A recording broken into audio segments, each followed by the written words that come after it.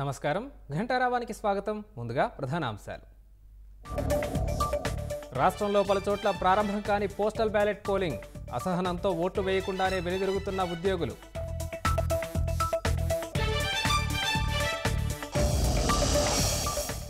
వైకాపా పాలనలో 20 లక్షల మంది డ్రగ్స్కు అలవాటు పడ్డారన్న షర్మిల వైఫల్యాలపై సమాధానం చెప్పాలని జగన్కు లేఖ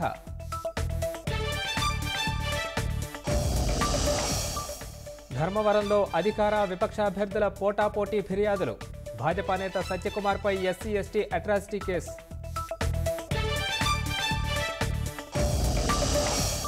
$1600 రోజుకు చేరుకున్న రాజధాని రైతుల ఉద్యమం అమరావతిని మోసం చేసిన జగన్ను ఓడించాలని నినాదాలు